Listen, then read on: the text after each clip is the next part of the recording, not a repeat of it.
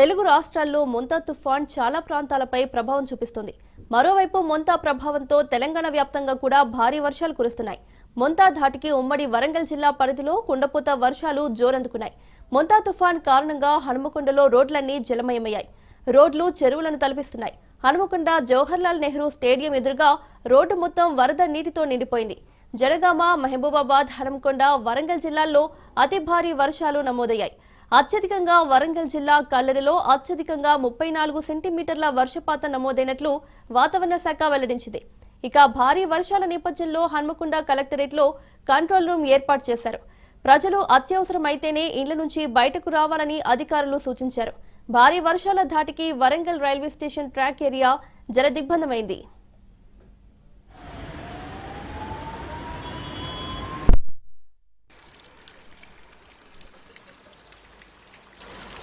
ఆగిపోయి ఉన్నాయి.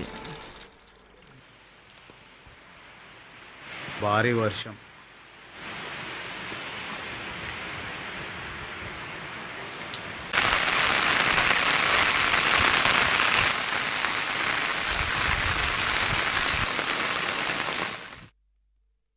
ఇదే అంశానికి సంబంధించి మరింత సమాచారం మా ప్రతినిధి చంద్రశేఖర్ అందిస్తారు. చంద్రశేఖర్,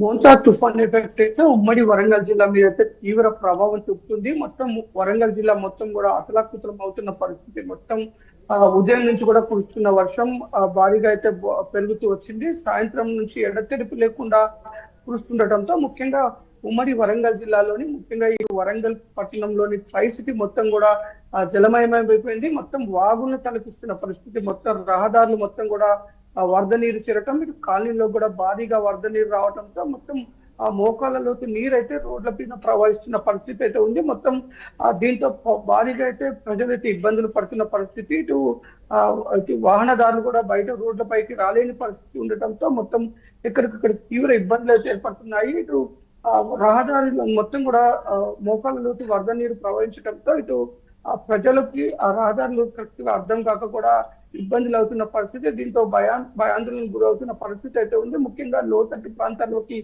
భారీగా వరద నీరు చేరింది. ఇటు వరంగల్, హన్మకొండ, కాజీపేటలోని కాలనీలోకి భారీగా వరద నీరు చేరింది. ఇటు అంటర్ రోడ్ మొత్తాన్ని కూడా బ్లాక్ చేసిన పరిస్థితి. ప్రస్తుతం ఇటు అంటర్ రోడ్డుకి ఎలాంటి వాహనాలు అనుమతించడం లేదు. ఇటు వరంగల్, హన్మకొండకు సంబంధించిన రహదారి పైన కూడా భారీగా వరద నీరు ప్రవేశించడంతో రాకపోకలు అయితే స్తంభించిపోయాయని చెప్పుకోవచ్చు. మొత్తం జనజీవనం స్తంభించిపోయింది. రహదారులు మొత్తం కూడా భారీగా వరద నీరు చేరింది.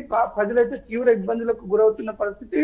అధికార యంత్రాంగం మొత్తం అప్రమత్తమైంది. ఇటు అధికార యంత్రాంగం ఉమ్మడి జిల్లా వ్యాప్తంగా ఉన్న అన్ని కలెక్టరేట్లలో కంట్రోల్ రూమ్లు అయితే ఏర్పాటు చేశారు.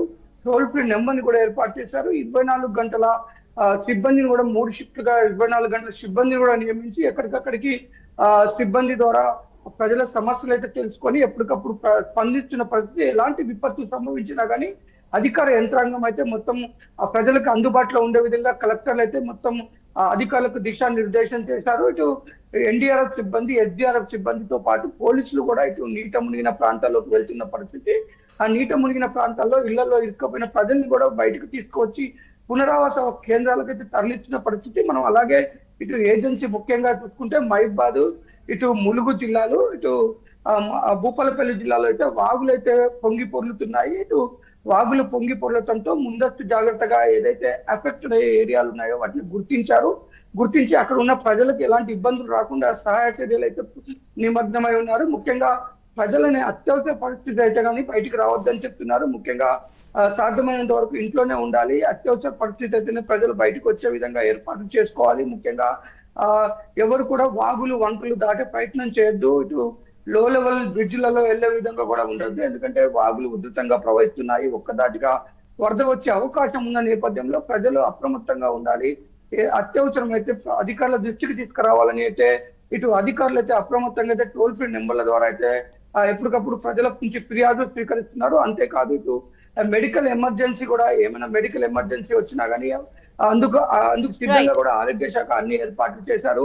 ఎక్కడ ఎలాంటి ఎమర్జెన్సీ తలపించినా కానీ ప్రభుత్వ అధికారులు రెస్పాండ్ అయ్యే విధంగా అయితే యంత్రాంగం మొత్తం కూడా ముందుకు వెళ్తుంది. ముఖ్యంగా ఈ రోజు రాత్రి కూడా భారీ వర్షాలు పడే అవకాశం ఉన్న నేపథ్యంలో ఇటు వరంగల్, హన్మకొండ, కాజీపేట ట్రై సిటీ మొత్తం కూడా ఒక నదిలా తలపిస్తుంది. మొత్తం ప్రజలైతే చాలా తీవ్ర ఇబ్బందులకు గురవుతున్నారు. అసలు ప్రతి కాలనీలో కూడా వరద నీరు చేరటం, రహదారులు మొత్తం నీట మునిగిపోవడంతో బయటికి రాలేని పరిస్థితి అయితే ఉంది. మొత్తం ఎమర్జెన్సీ వాతావరణాన్ని అయితే తలపిస్తుంది.